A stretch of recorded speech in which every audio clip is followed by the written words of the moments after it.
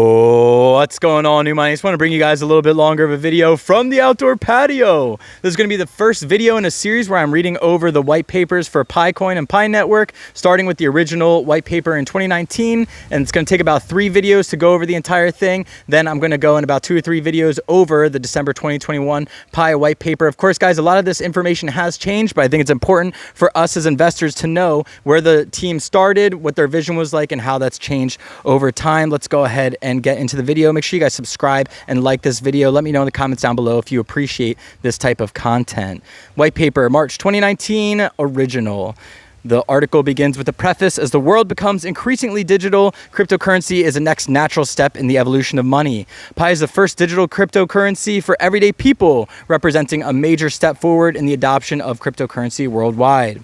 Our mission is to build a cryptocurrency and smart contracts platform secured and operated by everyday people. Our vision is to build the world's most inclusive peer-to-peer ecosystem and online experience, fueled by Pi, the world's most widely used cryptocurrency. Disclaimer, for more advanced readers, because Pi's mission is to be as inclusive as possible, we're going to take this opportunity to introduce our blockchain newbies to the rabbit hole. And so we begin the rabbit hole. Introduction, why cryptocurrencies matter. Currently, our everyday financial transactions rely upon a trusted third party to maintain a record of transactions. For example, when you do a bank transaction, the banking system keeps a record and guarantees that the transaction is safe and reliable. Likewise, when Cindy transfers $5 to Steve using PayPal, PayPal maintains a central record of $5 debited from Cindy's account and $5 credited to Steve's. Intermediaries like banks, PayPal, and other members of the current economic model play an important role in regulating the world's financial transactions. However, the role of these trusted intermediaries also has limitations. First and foremost, number 1, unfair value capture. These intermediaries amass billions of dollars in wealth creation.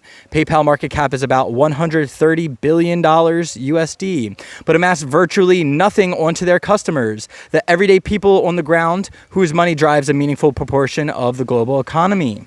More and more people are falling behind.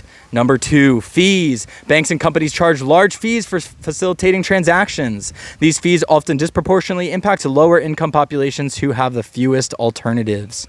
Censorship. If a particularly trusted intermediary decides that you should not be able to move your money, it can place restrictions on the movement of your money. 4, permissioned. The trusted intermediary serves as a gatekeeper who can arbitrarily prevent anybody from being part of the network. 5, pseudonyms. At a time when the issue of privacy is gaining greater urgency, these powerful gatekeepers can accidentally disclose or force you to disclose more financial information about yourself than you may want. Bitcoin's peer-to-peer electronic cash system, launched in 2009 by an anonymous programmer or group, Satoshi Nakamoto, was a watershed moment for the freedom of money. For the first time in history, people could securely exchange value without requiring a third party or trusted intermediary. Paying in Bitcoin meant that people like Steve and Cindy could pay each other directly, bypassing institutional fees, obstructions, and intrusions. Bitcoin was truly a currency without boundaries, powering and connecting a new global economy. Here's an introduction to distributed ledgers.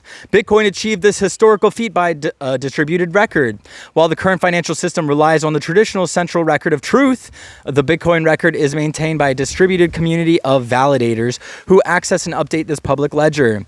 Imagine a Bitcoin protocol as a globally shared Google Sheet that contains a record of transactions validated and maintained by this distributed community.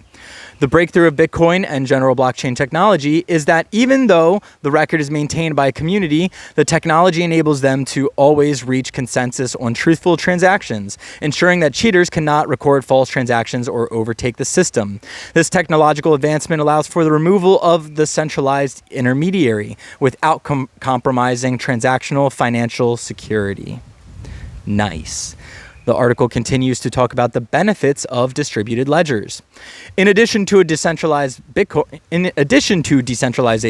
Bitcoin, or cryptocurrencies in general, share a few nice properties that make money smarter and safer, although different cryptocurrencies may be stronger in some properties and weaker in others, based on different implementations of their protocols.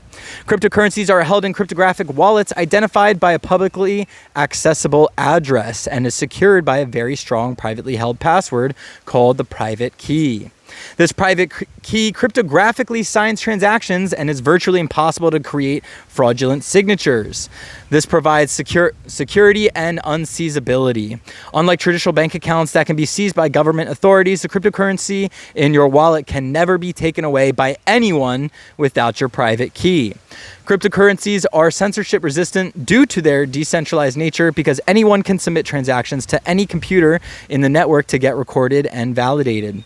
Cryptocurrency transactions are immutable because each block of transaction represents a cryptographic proof, or what is also referred to as a hash, of all the previous blocks that exist before that.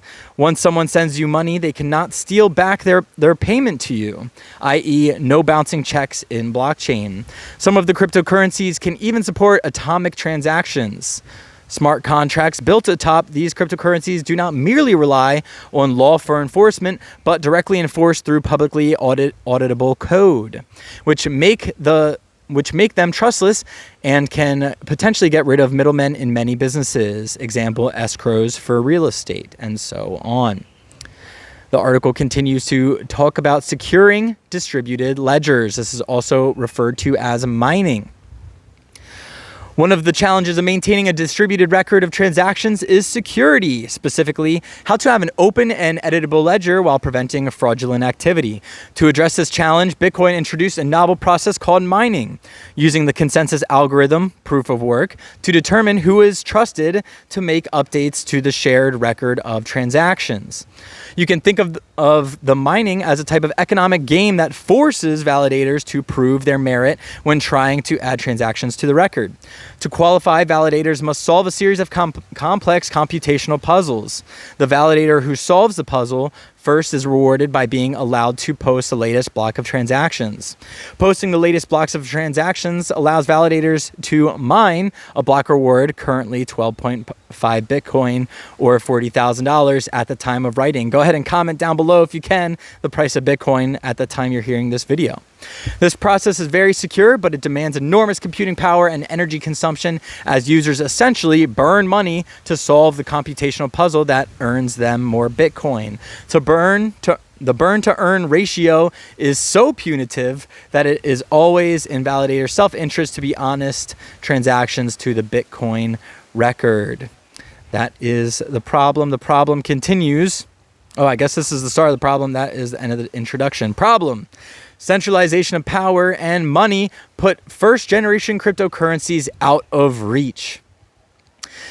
In the early days of Bitcoin, when only a few people were working to validate transactions and mining the first block, anyone could earn 50 Bitcoin by simply running Bitcoin mining software on their personal computer. As the currency began to gain popularity, clever miners realized that they could earn more if they had more than one computer working to mine. As Bitcoin continued to increase in value, entire companies began to spring up to mine.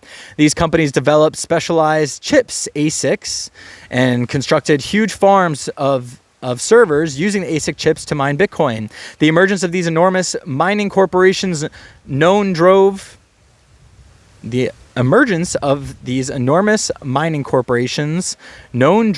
Bitcoin gold rush. That's interestingly worded, making it difficult for everyday people to contribute to the network and get rewarded. Their efforts also began consuming increasingly large amounts of computing energy, distributing to mounting environmental issues around the world. The ease of mining Bitcoin and subsequent rise of Bitcoin mining farms quickly produced a massive centralization of production power and wealth in Bitcoin's network. To provide some context, 87% of all Bitcoins are now owned by 1% of their network. Many of these coins were mined virtually free in the early days. As another example, Bitmain, one of the Bitcoin's largest mining operations, has earned billions in revenue and profits. The centralization of power in Bitcoin's network makes it very difficult and expensive for the average person if you want to acquire Bitcoin. Your easiest options are to, 1, mine it yourself. Just hook up the specialized hardware. Here's a rig on Amazon if you're interested, and go to town. Just know that since you'll be competing against massive server farms across the world, consuming as much energy as the country of Switzerland, you won't be able to mine much. Buy Bitcoin on an exchange. 2, this is the second way. You can either mine it. 1 or 2, you can buy Bitcoin on an exchange. Today, you can buy Bitcoin at a unit price of $3,500 per coin at the time of writing. Wow. Again, comment down below the price of Bitcoin at the time of listening to this. Note, you can buy the fractional amount of Bitcoin. Of course, you would also be taking on substantial risk in doing so, as the price of Bitcoin is quite volatile. Bitcoin was the first to show how cryptocurrency could disrupt the current financial model, giving people the ability to make transactions without having a third party in the way. The increase in freedom, flexibility, and privacy continues to drive the inevitable march toward digital currencies as a new norm. Despite its benefits, Bitcoin's likely unintended concentration of money and power present a meaningful barrier to mainstream adoption. As Pi's core team has conducted research to try to understand why people are reluctant to enter the cryptocurrency space, people consistently cited the risk of investing/mining as a key barrier to entry. That's the problem. The solution for the Pi team. Pi enabling mining on mobile phones. After identifying these key barriers to entry and adoption, the Pi core team set out to find a way that would allow everyday people to mine or earn cryptocurrency rewards for validating transactions on a distributed record of transactions. As a refresher, one of the major challenges that arises while maintaining a distributed record of transactions is ensuring that updates to this open record are not fraudulent. While Bitcoin's process for updating its record is proven, burning energy/money to prove trustworthiness, it is not very user or planet friendly. For Pi, we introduced the additional design requirement of employing a consensus algorithm that would be extremely user-friendly and ideally enable mining on personal computers and mobile phones. In comparing existing consensus algorithms, the process that records transactions into a distributed ledger, the Stellar Consensus Protocol emerges as the leading candidate to enable user-friendly, mobile-first mining. Stellar Consensus Protocol, SCP, was architected by David, I'm not going to try and pronounce his last name because I will butcher it, a professor of computer science at Stanford who also serves as chief scientist at the Stellar Development Foundation. Nice. SCP uses a novel mechanism called Federated Byzantine Agreements to ensure that updates to a distributed ledger are accurate and trustworthy. SCP is also deployed in practice through Stellar Blockchain that has been operating since 2015. Here's a simplified introduction to the consensus algorithms. Before jumping to introducing the Pi consensus algorithm, it helps to have a simple explanation on what a consensus algorithm does for a blockchain and the types of consensus algorithms that today's blockchain protocols generally use. Example, Bitcoin and SCP. This section is explicitly written in an oversimplified manner for the sake of clarity and is not complete. For higher accuracy, see the section adaptations to SCP below and read the Stellar Consensus Protocol paper. Oh boy, I'll be doing that in another video. The article continues. A blockchain is a fault-tolerant distributed system that aims to totally order a list of blocks of transactions. Fault-tolerant distributed systems is an area of computer science that has been studied for many decades.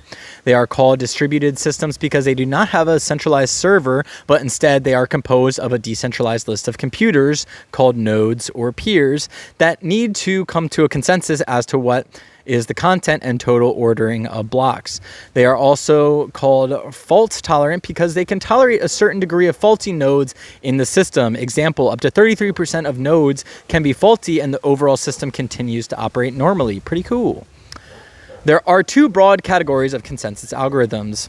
The ones that elect a node as the leader who produce the next block, and the ones where there is no explicit leader, but all nodes come to a consensus of what the next block is after, exchanging votes by sending computer messages to each other. Strictly speaking, the last sentence contains multiple inaccuracies, but it helps us explain the broad strokes. So again, guys, just a broad oversimplification. I cannot imagine the more in-depth version. But stay tuned because I'll probably be going over it in a future video.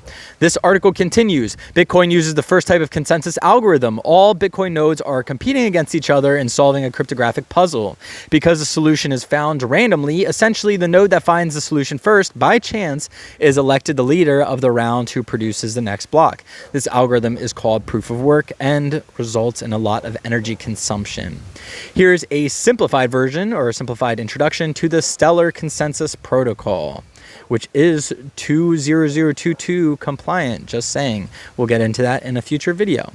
But here's a simplified introduction to the Stellar Consensus Protocol.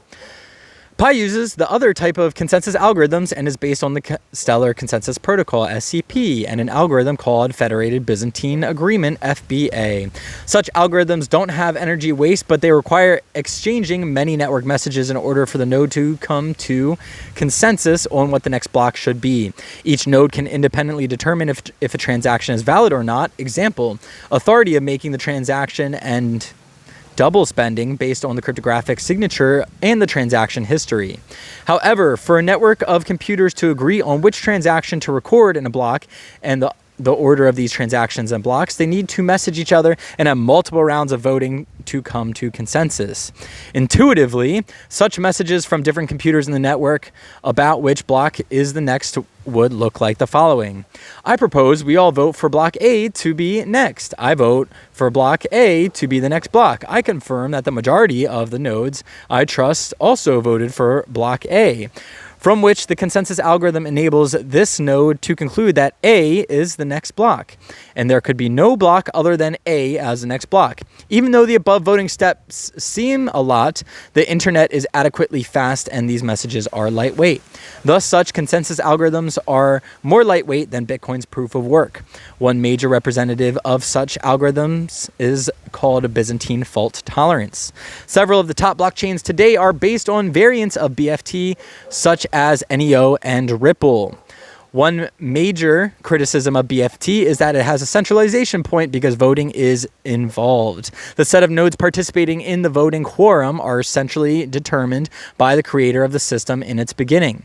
The contribution of FBA is that instead of having one centrally determined quorum, each node sets their own quorum slices, which will in turn form different quorums. Wow. New nodes can join the network in a decentralized way. They declare the nodes that they trust and convince other nodes to trust them, but they don't have to convince any central authority. SCP is one instantiation of FBA. There's a mouthful for you. Instead of burning energy like in Bitcoin's proof of work consensus algorithm, SCP nodes secure the shared record by vouching for other nodes in the network as trustworthy. Each node in the network builds a quorum slice consisting of other nodes in the network that they deem to be trustworthy. Quorums are formed based on its members' quorum slices, and a validator will only accept new transactions if and only if a proportion of nodes in their quorums will also accept the transaction.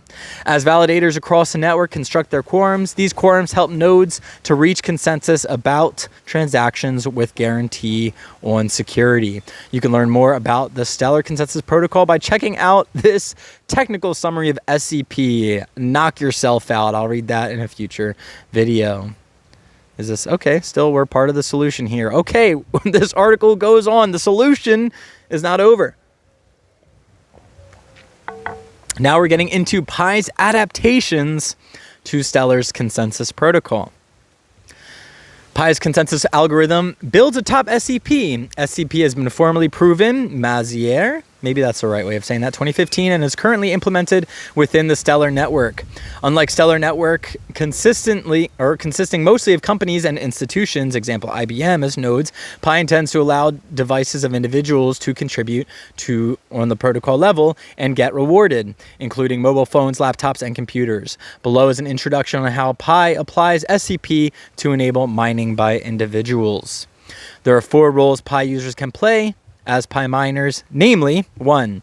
Pioneer, a user of the Pi mobile app who is simply confirming that they are not a robot on a daily basis. This user validates their presence every time they sign into the app.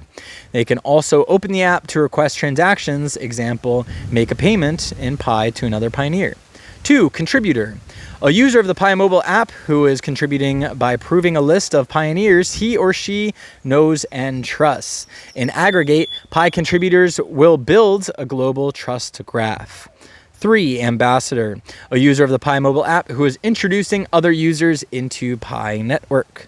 4. A node, a user who is a pioneer, a contributor using the Pi mobile app, and is also running the Pi node software on their desktop or laptop computer. The Pi node software is the software that runs the core SCP algorithm, taking into account the trust graph information provided by the contributors. A user can play more than one of the roles above. All roles are necessary, thus all roles are rewarded with newly minted Pi on a daily basis as long as they participated and contributed during that given day. In the loose definition of a miner, being a user who receives newly minted currency as a reward for contributions. All 4 roles are considered to be Pi miners. We define mining more broadly than its traditional meaning, equated to executing proof of work consensus algorithm as Bitcoin or Ethereum.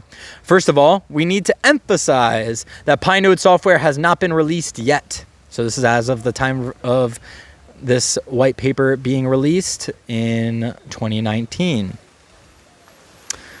So this section is offered more as an architectural design and as a request to solicit comments from the technical community. This software will be fully open source and it will also heavily depend on Stellar Core, which is also open source software available here. This means that anyone in the community will be able to read, comment, and propose involvements on it. Below are the Pi proposed changes to SCP enable mining by individual devices. I'm going to read over these. Wow. And then that is the end of the solution. Long part here, guys. Make sure you drop a comment down below if you're still around. Let me know what the price of Pi is or the price of Bitcoin. I'm curious. The article goes on. Like I said, these are below are the Pi proposed changes to SCP to enable mining by individual devices. First, we start with nodes. For readability, we define as a correctly connected node to be what the SCP paper refers to as an intact node. Also, for readability, we define as the main Pi network to be the set of all intact nodes in the Pi network. The main task of each node is to be configured to correctly connected. The main task of each node is to be configured to be correctly connected to the main Pi network. Intuitively, a node being incorrectly connected to the main network is similar to a Bitcoin node not being connected to the main Bitcoin network. In SCP's terms, for a node to get correctly connected means that this node must choose, type that here, choose a quorum slice such that all resulting quorums that include this node intersect with the existing network's quorums. More precisely, a node, Vn+1, is correctly connected to a main network, N of N, so uppercase N of lowercase n, already, oh wow, here we go, already correctly connected nodes. If the resulting system, uppercase N to the first degree of N+1 nodes, enjoys quorum intersection, period. In other words, N to the whatever degree enjoys quorum intersections if any 2 of its quorums share a node, i.e. all quorums U1 and U2, U1 not U2 does not equal 0. I don't know, guys. There's a lot of math. Go ahead and check out your screen of what's going on there. I don't know the proper way to go about that. There's some typos. Clearly, some mathy person wrote this part of the article. Clearly, I'm neither mathy nor Englishy enough to be reading this fluently. I appreciate you guys hanging in there. This next part looks a little bit more digestible. However, the main contribution of Pi over the existing Stellar Consensus deployment is that it introduces the concept of a trust graph provided by the Pi contributors as information that can be used by the Pi nodes when they are setting up their configurations to connect to the main Pi network. When picking their quorum slices, these nodes must take into consideration the trust graph provided by contributors, including their own security circle. To assist in this decision, we intend to provide auxiliary graph analyses software to assist user running nodes to make as informed decision as possible. This software's daily output will include a ranked list of nodes ordered by their distance from current node in the trust graph, a ranked list of nodes based pager rank analysis of nodes in the trust graph. 2, a list of nodes reported by the community as faulty in any way, a list of new nodes seeking to join the network. 3, a list of most recent articles from the web on the keyword misbehaving Pi nodes and other related keywords, a visual representation of nodes comprising the Pi network similar to what has been shown in Stellar Beat Quorum Monitor. 4, wow, a Quorum Explorer similar to quorumexplorer.com. 5, 1, 2, 3, 4, 5. 5, a simulation tool like the one in Stellar Beat Quorum Monitor that shows the expected resulting impacts to this node's connectivity to the Pi network when the current node's configuration changes. An interesting research problem for future work is to develop algorithms that can take into consideration the trust graph and suggest each node an optimal configuration, or even set that configuration automatically.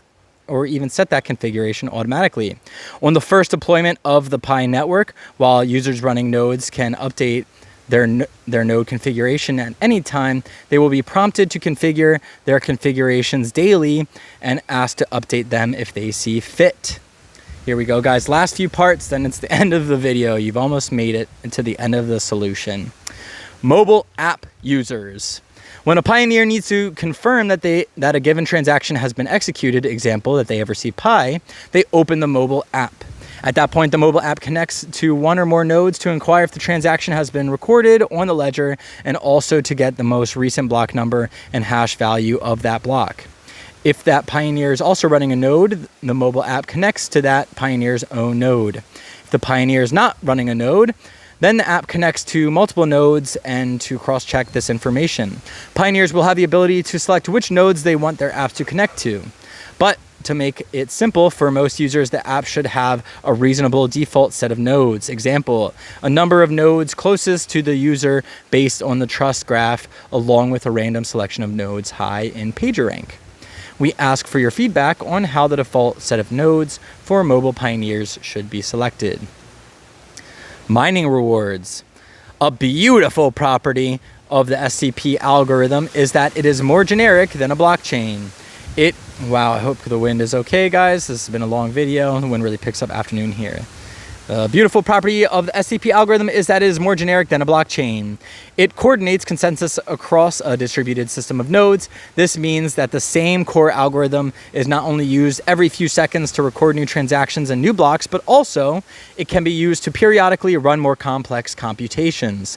For example, once a week, the Stellar network is using it to compute inflation on the Stellar network and allocate the newly minted tokens proportionally to all Stellar coin holders. Stellar coin is called lumens.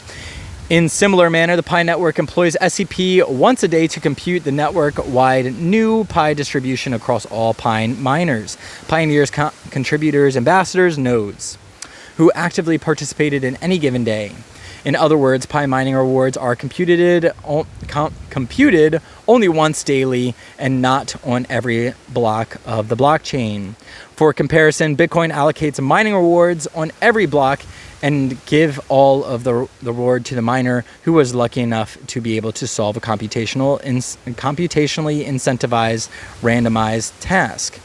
This reward in Bitcoin, currently 12.5 Bitcoin, or about 40,000 at the time of writing, go ahead and drop below the price the time you're hearing this, is given to only one miner every 10 minutes. This makes it extremely unlikely for any given miner, and it's been halved since then, this makes it extremely unlikely that for any given miner to ever get rewards. As a solution to that, Bitcoin miners are getting organized in centralized mining pools, which all contribute processing power, increasing the likelihood of getting rewards, and eventually sharing proportionally those rewards. Mining pools are not only points of centralization, but also their operators get cuts, reducing the amounts going to individual miners. In Pi, there's no need for mining pools, since once a day, everyone who contributed to a meritocratic distribution of new Pi. We're almost done here. Holy Lord, please let me finish this. Transaction fees. Similar to Bitcoin, transaction fees are optional in Pi, in the Pi network. Wow. Each block has a certain limit. I didn't know that. Fees are optional on the Pi network, similar to Bitcoin transactions. I didn't know that. Okay. Each block has a certain limit of how many transactions can be included. When there is no backlog of transactions, transactions tend to be free. But if there are more transactions, nodes order them by fee, with highest fee transactions at the top, and pick only the top transactions to be included in the produced blocks.